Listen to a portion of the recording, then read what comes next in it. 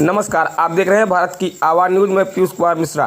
उत्तर प्रदेश की राजधानी लखनऊ में अखंड आर्यावर्त आर्य त्रिरंडीय महासभा के द्वितीय स्थापना दिवस के साथ आज यहां रायबरेली उमानाथ प्रेक्षागृह भरतखंडे बीबी कैसरबाग में हुए राष्ट्रीय अधिवेशन में सनातनियों की एकजुटता का आह्वान करते हुए कहा गया कि देश में जातिवाद, भाषावाद, क्षेत्रवाद के नाम पर हिंदू समाज को आपस में लड़ाने वाले विभिन्न राजनैतिक, गैर राजनैतिक संगठनों से बचने की जरूरत है।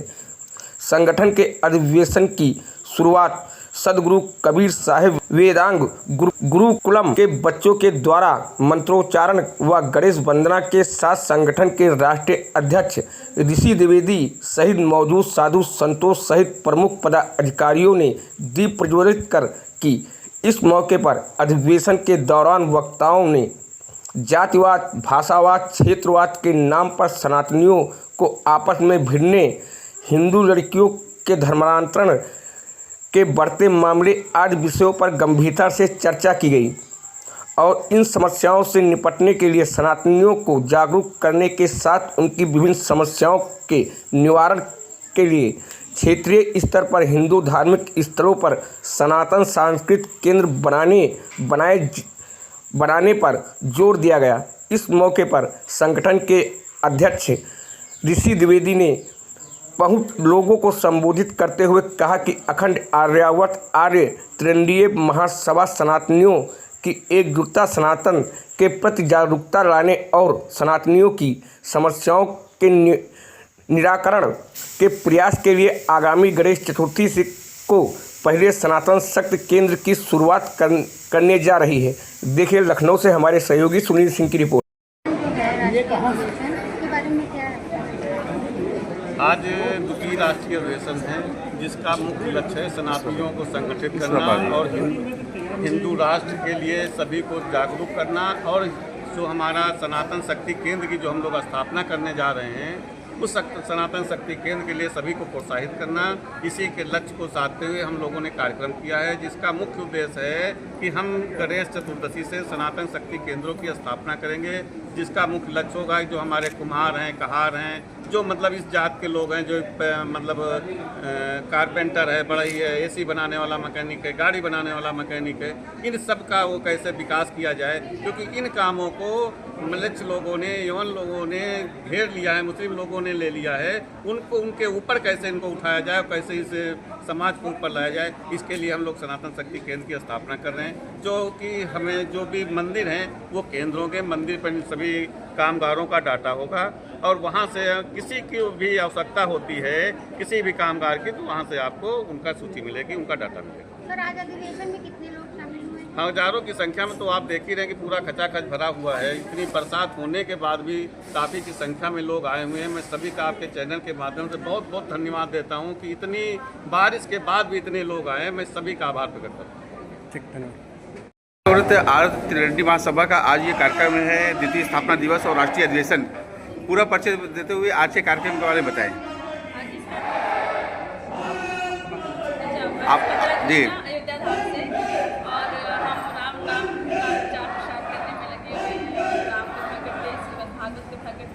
और श्री और अयोध्या जी में हमारी शिक्षा हुई है, वहाँ से हमने पढ़ाई की और अभी हमारा आगामी कार्यक्रम है 9 सितंबर 2025 और लखनऊ में 9 सितंबर से 17 सितंबर तक हमारी आगामी कथा है श्री राम कथा और सुभद्रा .me चैनल पर लाइव कथा होगी। सुभद्रा कृष्णा फेसबुक चैनल पर कथा लाइव रहेगी।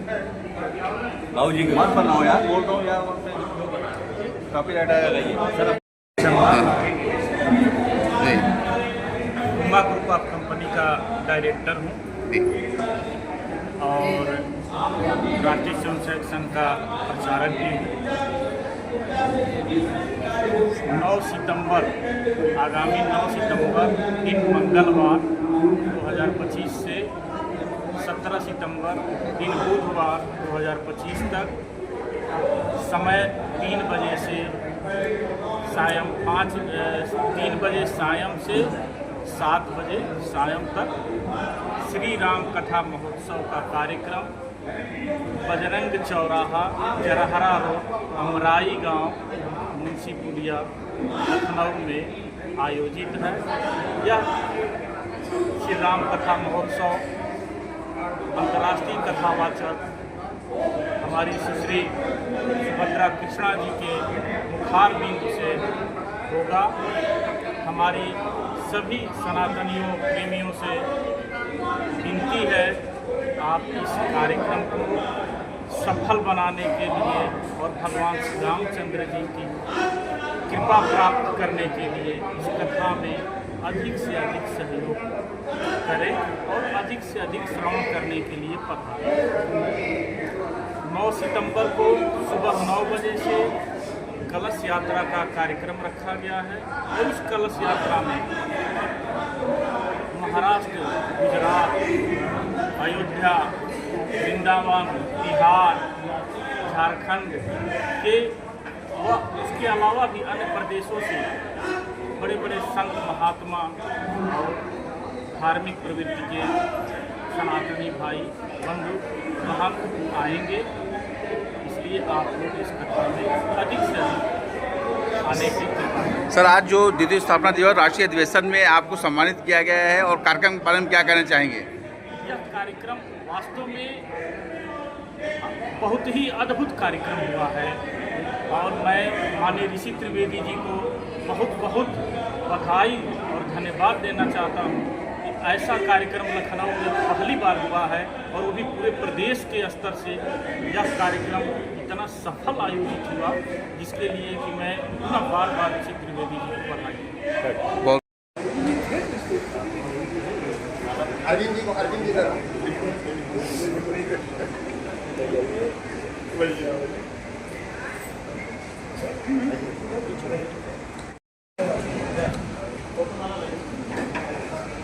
थोड़ा सीढ़ी और नीचे करिए। हाँ बस।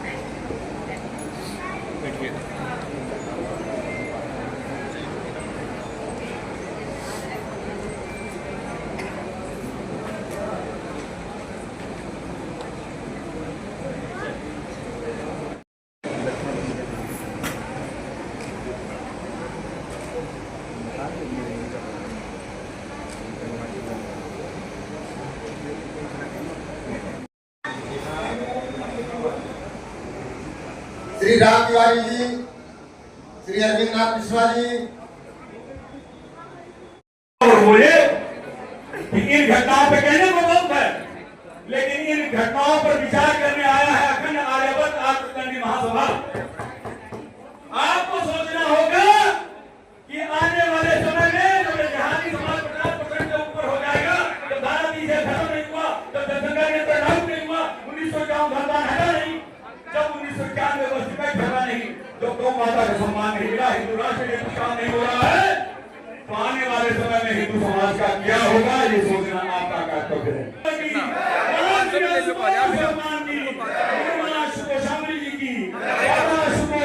महाराज की, संत कबीरदास जी महाराज की, साहेब बंदगी, हर हर महादेव।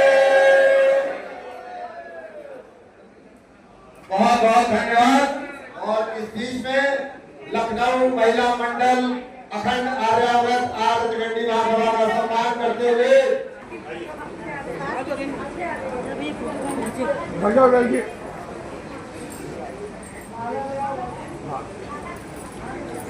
दिव्यांशी शुक्ला जी हमारी नई प्रदेश कार्यकारी अध्यक्षा महिला है और काफी सक्रिय रहती है। रेणु सिंह जी बड़ी समाज सेवी है और जानकीपुरम विस्तार में ये विकास कार्यों में नई गति प्रदान करती है। साथ ही साथ क्या कहना चाहेंगे, किन किन जनपदों के पदाधिकारी यहाँ पर उपस्थित हुए हैं और मुख्य उद्देश्य क्या है सर? आज स्थापना दिवस के अवसर पर भारत के विभिन्न प्रदेशों से लोग आए हुए हैं। उसी के साथ उत्तर प्रदेश के काफ़ी जिलों से लोग आए हुए हैं। पीलीभीत से आए, कानपुर है, अयोध्या है, ऐसे सभी जिलों से लगभग लोग आए, हमारे कार्यकर्ता आए हुए हैं। और जिसका मुख्य उद्देश्य है सनातनियों को संगठित करना और जो हमारा लक्ष्य चल रहा है कि सनातन शक्ति केंद्र की स्थापना, उसको लेकर के हम गणेश चतुर्दशी से सनातन शक्ति केंद्र की स्थापना कर रहे हैं, जिसमें सनातन शक्ति केंद्र का मुख्य कार्य होगा कि जो हमारे लोहार हैं, बढ़ई हैं, कहार हैं, कुम्हार हैं, प्लम्बर हैं, कारपेंटर हैं, उनको आर्थिक रूप से उत्थान किया जाए, उनको काम दिया जाए। सनातन शक्ति केंद्र पे एक रजिस्टर होगा जिसमें हमारे जो हिंदू कारपेंटर हैं, जो हिंदू मतलब कामगार हैं, उनको प्रोत्साहित करना, मंदिर से उनको डाटा मिलेगा, जहाँ पर वो काम करेंगे जा करके वहाँ से उनको मिल जाएगा कि हाँ मंदिर चले जाइए, आपको कारपेंटर की ज़रूरत है, आपको प्लम्बर की ज़रूरत है, आपको कर्मकांड करने वाले ब्राह्मणों की ज़रूरत है, वो सब वहाँ से डाटा मिलेगा। ऐसे सनातन शक्ति केंद्र की स्थापना अखंड आर्य अवतार महासभा करता है। सर, जो आपने प्रतीक चिन्ह दिया है उसमें लक्ष्मण टीला का प्रतीक बनाया गया है, उसका मुख्य उद्देश्य क्या है? ये लक्ष्मण टीला हिंदुओं का है। भगवान रामचंद्र जी अयोध्या विराजमान हो चुके हैं, अब लक्ष्मण जी की बारी है। अब वहाँ पर हमको बहुत जल्द मंदिर बनाना है। जो मंदिर आताताइयों ने तोड़ा उसको पुनः निर्माण कराना है। ये हिंदू महासभा का लक्ष्य है, ये अखंड आर्य अवतार महासभा का लक्ष्य है। उस पर हम कार्य कर रहे हैं, निरंतर कोर्ट में भी लगे हुए हैं। एक दो बार मैं उसे संघर्ष को लेकर के जेल भी गया हूँ। ये मेरा संघर्ष निरंतर जारी रहेगा जब तक हम अयोध्या लक्ष्मण टीला को मुक्त नहीं करा लेते।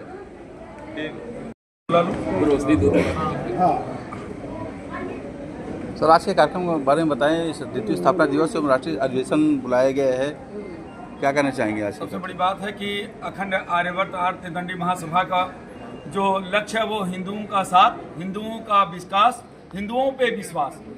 इस देश के अंदर जो वर्तमान सरकार है वो हिंदुओं का शोषण कर रही है, हिंदुओं को मूर्ख बना रही है और झूठ बोल रही है। एक भी हिंदुत्व का कार्य ढंग से हो नहीं रहा है, सिर्फ झूठा बोला जा रहा है।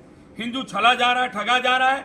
लव जिहाद के अंदर माताओं बहनों का शोषण हो रहा है, हिंदू औरतें बेटियां गायब हो रही हैं, न्याय नहीं मिल रहा है, ना ही उसके लिए सही समाधान हो रहा है, ना ही कुछ सोचा जा रहा है। और जनसंख्या नियंत्रण का असंतुलन हो गया तो एक दिन हिंदू समाज ऐसे ही कटेगा जैसे बांग्लादेश में। वह मंशा है विरोधी समाज की। इसीलिए अखंड आर्यवर्त हिंदू महासभा आज हिंदुत्व के सुरक्षा के लिए, हिंदुत्व के ज्वलंत मुद्दों पे, उनके ऊपर जो आए हुए संकट पे ये विचार करके कैसे उसका समाधान हो, इस पर विचार करने के लिए ये द्वितीय राष्ट्रीय अधिवेशन और स्थापना दिवस मनाया जा रहा है। धारा 370 सहित कई मुद्दों पे भारतीय जनता पार्टी सफल रही, कहती कि हमने धारा 370 हटा दी। सबसे बड़ा झूठ, सबसे बड़ा झूठ, सबसे बड़ा झूठ। आज तक बताइए कि J&K में कितने विस्थापित हिंदू उनको स्थापित किया गया, कितने लोग बाहर के लोग वहां जमीन पाए? क्योंकि ये सिर्फ बेवकूफ बनाने वाला ये है। जब चुनाव आता है तो पुलवामा हो जाता है, पहलगाम हो जाता है, अनेक चीजें हो जाती है। सिर्फ षड्यंत्र, सिर्फ स्ट्राइक। क्योंकि उसके पहले उसके बाद स्ट्राइक नहीं होता, सिर्फ चुनाव के समय में स्ट्राइक होता है। एक बात है स्ट्राइक करिए, लेकिन स्ट्राइक हिंदुत्व के लिए और देश की रक्षा के लिए कीजिए, सिर्फ पार्टी के और विकास के लिए मत कीजिए, पार्टी की छवि के लिए मत कीजिए। सच में हिंदुओं की सुरक्षा हो। मैं पूछना चाहता हूं कि लव जिहाद में मारी गई लड़कियों का क्या हुआ? कमलेश तिवारी को मारा गया, क्या न्याय मिला? कन्हैया लाल को मारा गया, क्या न्याय मिला? हिंदुत्व को न्याय नहीं मिल रहा, सिर्फ धोखा दिया जा रहा है। NRC में जो हिंदू आए पाकिस्तान से, उनका आधार कार्ड नहीं बन गया, लेकिन बांग्लादेश रोहिंग्याओं का कार्ड बन गया। यह है धोखा। बीजेपी सरकार आज इतने 3 साल से 3 बार से कार्यकाल में है। धारा 30 से जो अन्याय पूर्वक है क्यों नहीं हटा? 1951 धर्मदान एक्ट क्यों नहीं हटा? 1991 वर्षिप एक्ट क्यों नहीं खत्म हुआ? और गौ माता को सम्मान क्यों नहीं मिला? और 1947 के अनुसार हिंदू राष्ट्र क्यों नहीं हुआ? और जनसंख्या नियंत्रण क्यों नहीं हो रहा है? क्या आप चाहते हैं बांग्लादेश की स्थिति लाना? बीजेपी सरकार अगर इतनी हिंदुवादी है, जरा एक नेता की बात बताइए कि बांग्लादेश में कट रहे हिंदुओं को गाजर मूली की तरह किसने विरोध किया, किसने एक आवाज उठाई? ये झूठा अपना चेहरा उतार दो, बंद करो हिंदुत्ववादी होना। आप हिंदुत्ववादी नहीं हैं। आपके ही लोग कहते हैं मेरे मैनिफेस्टो में हिंदुत्व नहीं है, राष्ट्रीयता है, और आरएसएस भी यही। तो हिंदू जाएगा कहाँ? अरे हिंदू जाएगा अखंड आर्यवर्त आर्य हिंदू महासभा में, और जिसके राष्ट्रीय अध्यक्ष ऋषि त्रिवेदी हैं। जय हिंदू राम, जय हिंदू राम, जय हिंदू राम। स्थापना दिवस है, उस पर आप आए, क्या कुछ कहना चाहेंगे इसके लिए? बड़ी पीड़ा है, राष्ट्र आहत है। जिन पर विश्वास करके एक बार, दो बार, तीसरी बार भारत की हिंदू की आस्था ने अपना जीवन देखा, और उनसे हमें मिल क्या रहा है? केवल आश्वासन, केवल आश्वासन, केवल आश्वासन।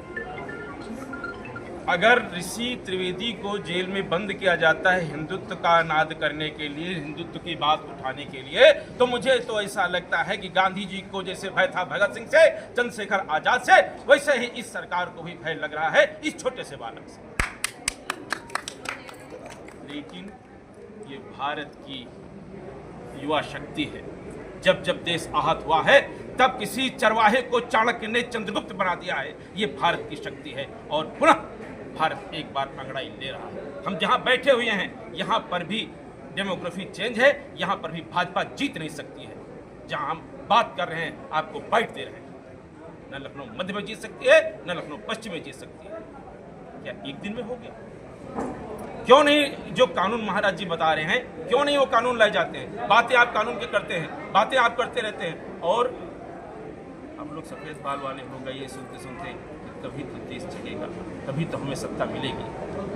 दो सीट से आपको अनंत सीटें दी गई, आपको पूरा बहुमत दिया गया, और आप हमें बेवकूफ बन गए। ये पीड़ा है, और पीड़ा आह बन के जब निकलती है तो लोहा भस्म हो जाता है। जय भारत। जात पात की करो विदा।